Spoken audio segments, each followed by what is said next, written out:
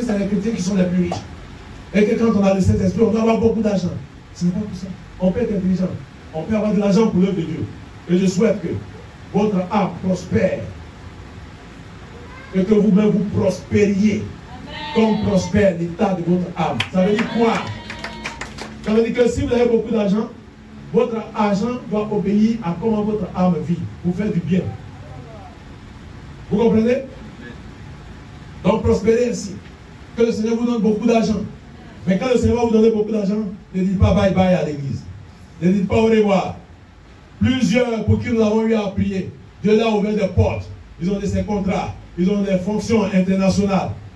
Ils n'ont plus le temps pour venir à l'église. Dimanche, maintenant, vous les voyez. Ils font footing. Hein. Dimanche. Ils ont percé là. Ils n'ont plus le temps. Dimanche. Plus vous les voyez, souvent ils sont là. Ils sont devenus chocos. Alors que c'est la prière qui les a conduits là. Mais ils ne savent pas ce qui les attend. Ils ne savent pas ce qui les attend. Dieu veut vous enrichir pour que vous soyez au service de l'église. Tout ce qui nous appartient. Et c'est ce que nous allons voir maintenant. Faites des actions des disciples. C'est les pasteurs et les leaders qui doivent amener les croyants. Moi, en tant que pasteur, qu'est-ce que je fais pour l'expansion du royaume? Vous, en tant que chrétien, qu'est-ce que vous faites? Voici pourquoi un pasteur doit être soucieux. Il doit avoir le fardeau de l'expansion. Le pasteur, ce n'est pas celui qui, chaque dimanche, il vient prier, il vient faire démonstration de puissance. Aujourd'hui, vous allez voir comment Dieu va se manifester. Ribababa. Aujourd'hui, je vois ainsi de suite. Ce dimanche, il l'a fait. Dimanche prochain, il fait la même chose. Jusqu'en fin d'année, il passe tout son culte, tout son programme à faire démonstration de puissance. Mais ceux qui sont devant lui là, ils doivent faire quoi? Ça fait que dans les églises là, le ministère pastoral est devenu comme un spectacle. Et vous êtes des spectateurs. Vous venez voir comment le pasteur est un showman. Moi j'appelle ça le one-man show. Quand je viens, je démontre que moi je peux faire ceci, je peux faire cela. Alors que vous, le Saint-Esprit est en vous. Nous avons tous reçu le Saint-Esprit. Mais durant toute l'année, qu'est-ce que vous faites pour le Seigneur? C'est à ce point maintenant que nous venons. Comment l'église ici doit connaître une croissance? Chaque jour, chaque semaine, chaque mois, chaque année. Combien d'âmes au cours de l'année apportons-nous au Seigneur en tant que fidèles? Parce que quand je suis sauvé, c'est pourquoi? C'est pour sauver. Mon rôle n'est pas de quitter la maison chaque dimanche. Je prends ma grosse Bible et puis je viens et rentre. Et puis quand le pasteur prête, Alléluia, recevez, je reçois. Ribaba, Daddy, tu es béni. Le culte est fini, je m'en vais à la maison, j'attends dimanche prochain. Pour venir pour le même scénario. On a dit, plus que moi, je dois voyager. Daddy, mais je ne me soucie jamais de savoir comment je dois me disposer. Qu'est-ce que je dois faire pour que le trésor que j'ai reçu, le trésor que j'ai vu, je puisse mettre aussi cela à la disposition de l'autre. Pour que l'autre aussi puisse entrer dans le royaume de Dieu. Un mois, je ne fais pas ça. 6 mois, je ne fais pas ça. 1 an. Et chaque année, toutes les églises en Côte d'Ivoire répètent les mêmes choses. Toutes les églises. Voici pourquoi on peut être 30 ici. L'année prochaine, on vient, on est 30. Le Seigneur ne nous a pas dit d'évangéliser le monde en parlant en langue. C'est pas comme dans des séances de prière. Il n'a même pas dit d'évangéliser le monde par la prière. L'apôtre Paul enseigne ceci aux femmes. De respecter le mari. D'avoir une bonne attitude de sorte que par leur comportement, le monsieur puisse comprendre et puis change. Mais il n'y a pas que les femmes. C'est chacun de nous. Si quelqu'un doit être converti, il doit changer là. Ce n'est pas les programmes, les grandes croisades où on se promène. La dernière fois, je suivais dans une vidéo, c'est pas dans un pays au Nigeria, les gens ont acheté, ils ont sorti toutes les grosses motos, puis ils étaient dessus. Ils ont fait une parade dans la rue. Ils disent qu'ils sont en train d'évangéliser comme ça. Ils sont en train de faire une croisade, ils sont là. C'est ça là qui va amener quelqu'un à la repentance. Les païens en font plus que nous. Quand ils vont pour là, c'est des gros camions. Et puis ils vendent cigarettes dedans. Puis il y a tout poisson. Puis les jeunes filles viennent danser. Faire parade là, les païens font ça. Les païens font ça. On prend les gros camions et puis on danse. On danse dedans. Quand on a fini de danser là, il y a combien qui sont sauvés? Ce que Dieu veut, c'est notre sanctification. C'est notre sanctification. C'est notre comportement. Ayez au milieu des païens une bonne conduite, afin que là même où ils vous calomnient, comme si vous étiez des malfaiteurs, ils remarquent vos bonnes œuvres et glorifient Dieu le jour où Dieu va les visiter. Ayez au milieu des païens une bonne conduite. 1 Corinthiens, 1, le verset 12. Ayez au milieu des païens une bonne conduite. Ayez au milieu des païens une bonne conduite. Mais on n'a pas de bonne conduite. Je viens de dimanche, je dis Alléluia. Quand je sors en tant que femme, c'est moi qui insulte mon mari devant la porte. En tant que mari, c'est moi qui regarde ma femme, puis je la gifle devant les gens. Et puis c'est ça qui va attirer les païens. C'est moi qui fais les faux coups avec les jeunes du quartier. Pour avoir des jeunes filles de la cité, du quartier. Mon petit, et puis il m'appelle vieux père, et puis je suis content.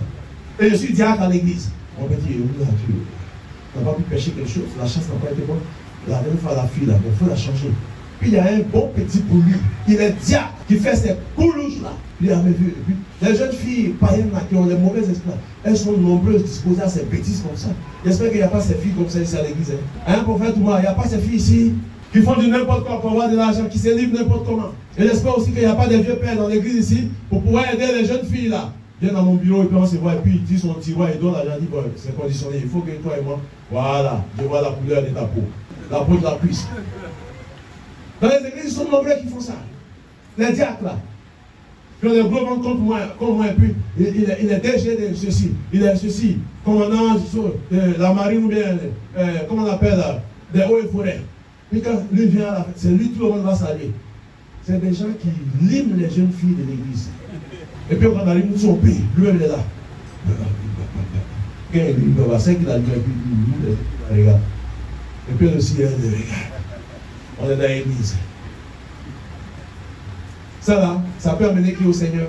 Dans ton quartier, c'est toi tous les soirs. Tu ne travailles pas, mais à partir de 18h, 19h, avec ton petit sac. Tu sors. Pendant que tout le monde rentre du travail pour venir dormir. Parce que il y a un expatrié, un blanco, quelqu'un qui est venu en mission en Côte d'Ivoire. Il est dans un hôtel où vous avez donné votre nom. Il y a beaucoup de jeunes filles en Côte d'Ivoire ici qui font ça. Elles sont enregistrées dans des hôtels. De sorte que quand il y a quelqu'un qui vient se satisfaire, on appelle la jeune fille. Comme vous les voyez sortent les soirs, c'est pour ça. Et il y a certaines qui sont à l'église. Et celles-là, les pasteurs prier pour elles tellement. Parce que quand ça va passer la nuit comme ça, ils viennent là. Le lendemain, c'est au moins 200 000, 150 000. Parce que, attention, quelqu'un qui a au moins un jour, si elle a eu comme ça, 2 gars, samedi, dimanche, elle a au moins 400 000, 300 000. Toi, tu es fonctionnaire à la fin du mois, tu as 100 000, 200 000, 300 000. À la fin du mois, ça dit 30 jours après. Elle, en 2 jours, elle a 400 000. Elle ne te respecte pas. Donc, quand elle vient à l'église, c'est elle qui est la fille chérie du pasteur. Et le pasteur là va dire, oh ma fille, mais tu es bénie. Je vois l'onction sur toi.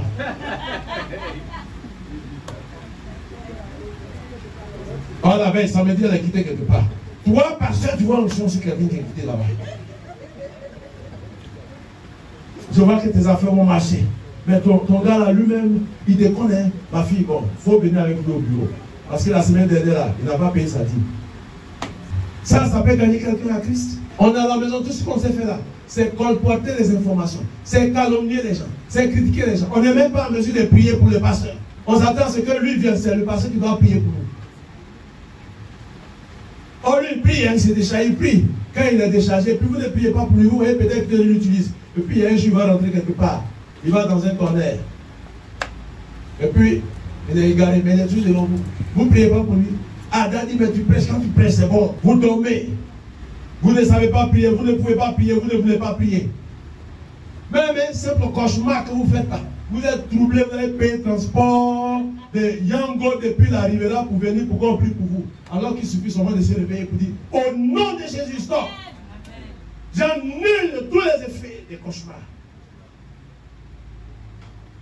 Quand vous faites un cauchemar, si un chien vous a poursuivi, un bœuf, n'importe quel animal ou pas un être humain, quand vous vous réveillez là, ne soyez pas troublés. Ne restez pas. Non. Quand tu te réveilles d'un cauchemar, la première réaction à avoir, au nom de Jésus, je nettoie mon environnement.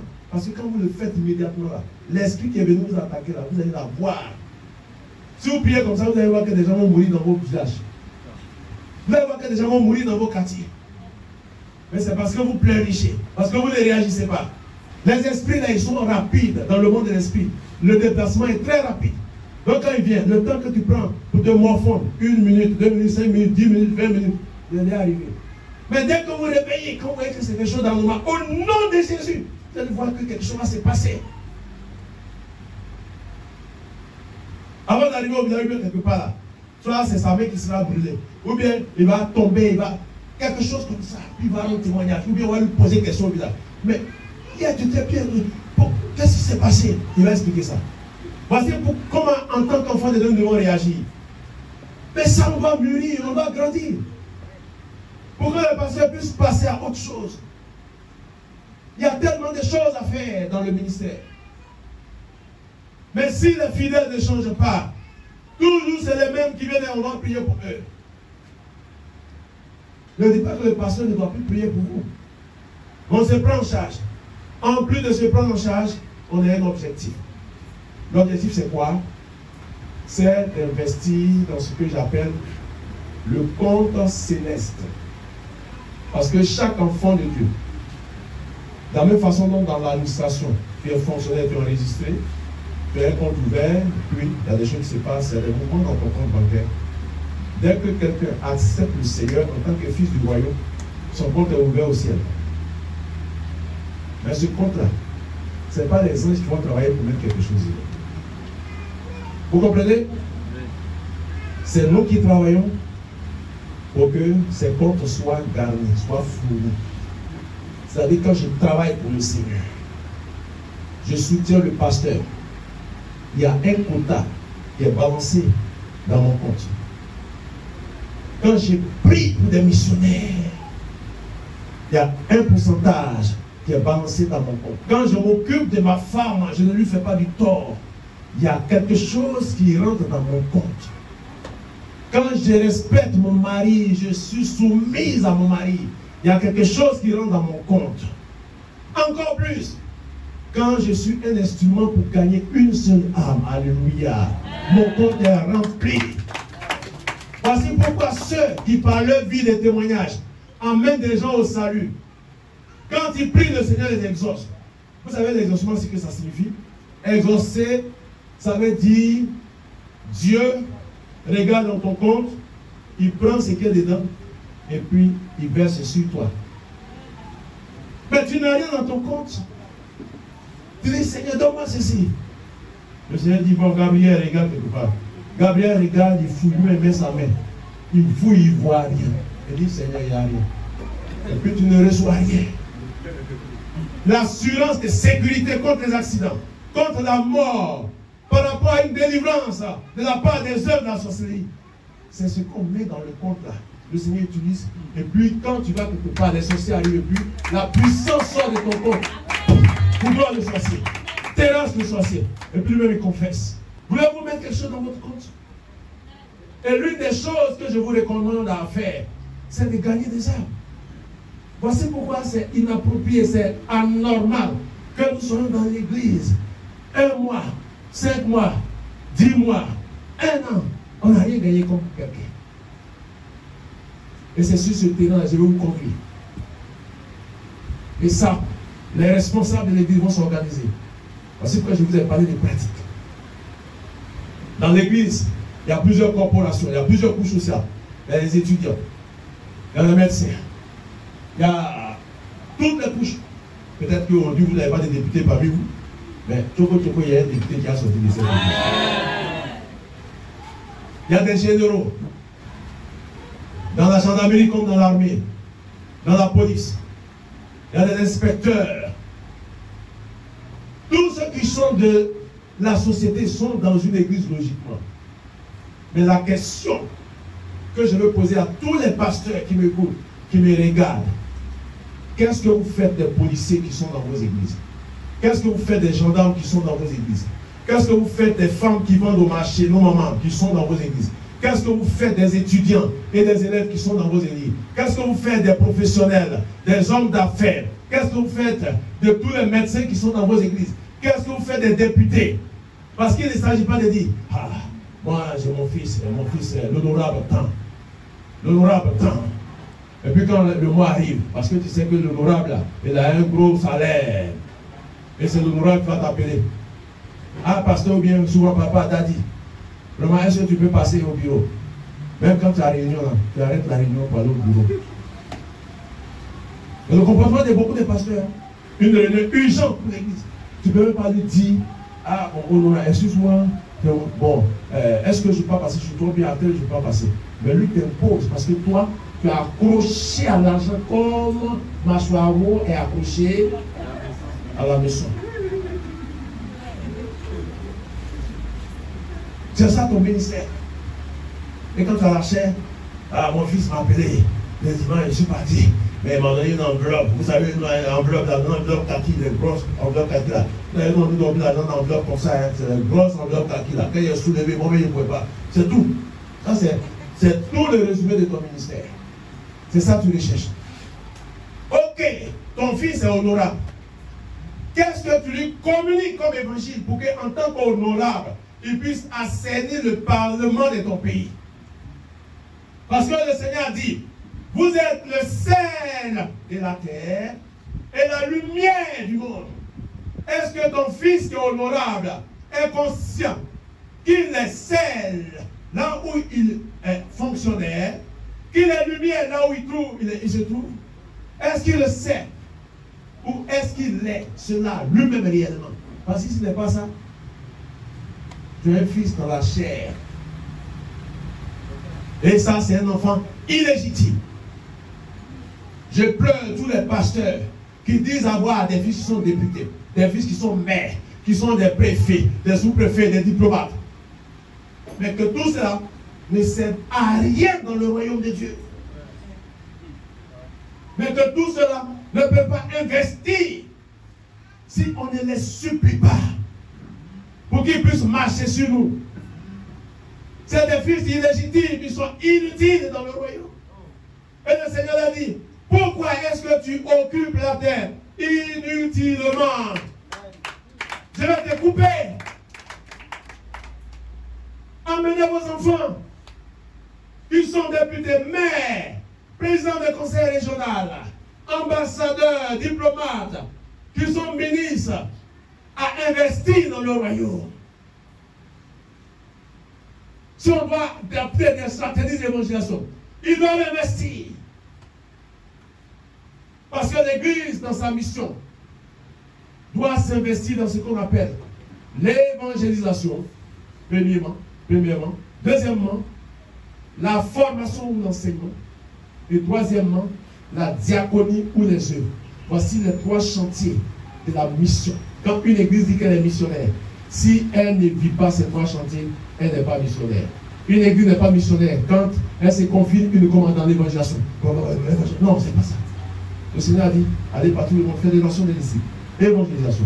Et enseignez-leur à observer tout ce que je vous ai prescrit. Voici pourquoi dans une église, il doit avoir un chapitre de formation d'enseignement.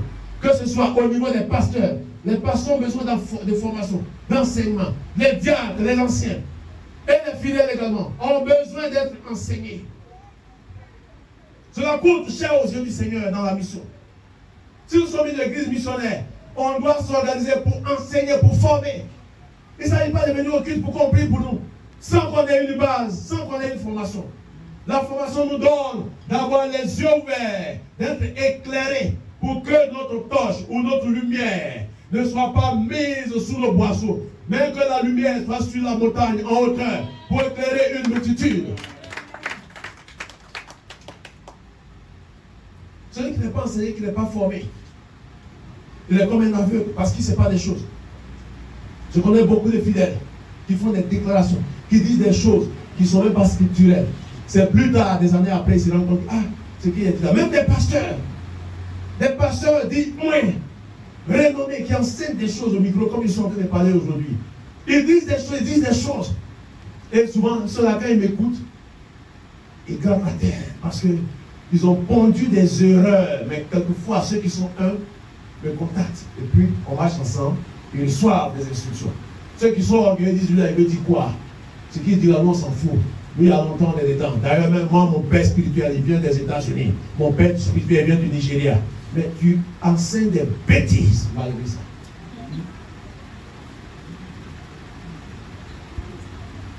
L'enseignement est essentiel.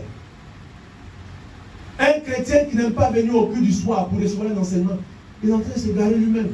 Il a fait une demande pour dire, j'ai l'honneur, Dieu, de vous écrire parce que je vais être égaré. Parce que j'aime être perdu. Je vais me promener comme ça, n'importe qui va me voir, et puis s'il veut me manger, il me mange.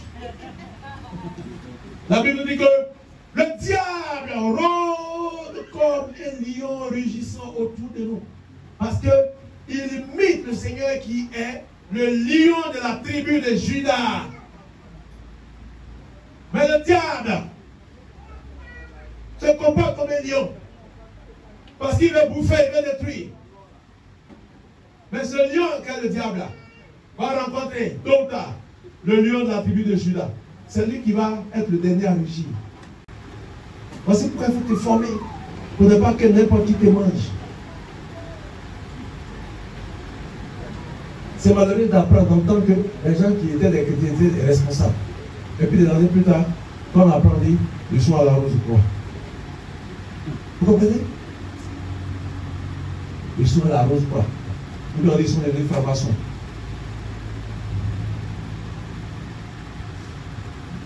Ça, il n'a pas accepté le Seigneur. Ou bien son cœur dans le monde comme la femme de Lot avait son cœur à Sodome et Gomorrhe.